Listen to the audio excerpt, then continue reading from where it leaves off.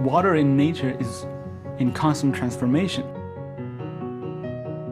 This process has enormous power, enormous energy in it. So far, we've been able to capture energy as water comes down from the clouds, but we would like to capture energy from evaporation, which makes water go into the air, into the atmosphere. That process is very powerful. We haven't been able to capture energy from that effectively until now. Yeah, when I first heard of this project, it felt crazy. People are not used to thinking about energy in these ways or biology in these ways. This is really a unique lab. It brings together chemists, engineers, biologists. Every day it's kind of an adventure to be in the lab. It's exciting.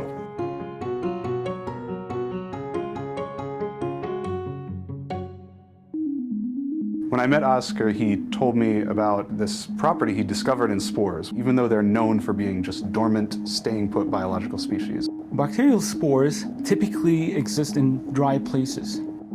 When spores see moisture around itself, it absorbs some of that moisture, it gets bigger. And when it finds a dry environment again, it shrinks again. This process is very similar to a muscle movement. It can expand and contract. We worked on bacterial spores for quite a while until this idea struck that their mechanical properties can be useful technologically. We deposit spores on plastic tapes. As you increase humidity, they can get much longer and they can contract to very small size very quickly. And when you combine many tapes together, then you can increase the force that they're producing. They can be now part of our device. The evaporation engine sits on the surface of water. And as moisture from the water surface enters the device, it changes the shape of the muscles. The movement of the strip is coupled to shutters. When shutters open, the moisture escapes from the device. When shutters close, evaporation could fill the device with moisture. And in doing that, you can store up the evaporation potential and release it over time in a controlled fashion, so you have a continuous power output. We call this second device moisture mill. We have a wheel with a bunch of our spore samples around it.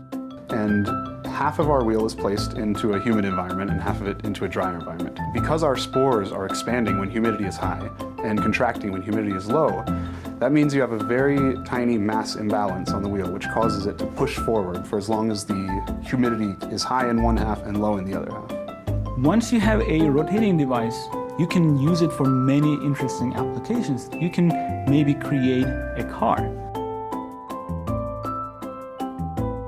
We connected the rotating circle to wheels, and the device started to move just like a toy car. I was so excited. Wow. You have the device here, it's not moving, it's not animated, it's dead. And then you feed it some water, and within seconds it comes to life. It starts to animate. You can do your physics calculations, but when you actually see it turning, it's a completely different thing. There's an invisible power that is going through it. It's magical. For me, what this project has done is opened up a whole new way of thinking about biology. You can take this in so many different directions and you can come up with so many different ideas.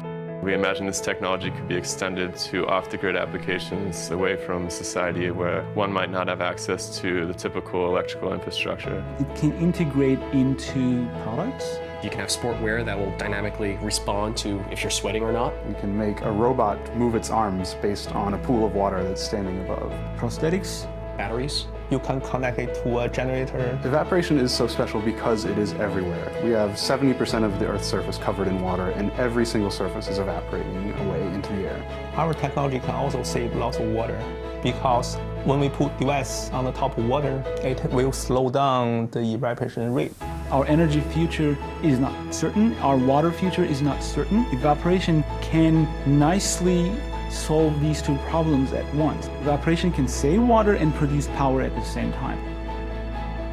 So we created these devices to show what might be possible.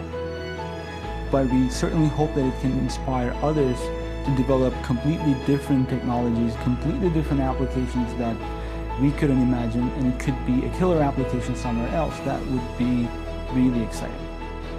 Really exciting.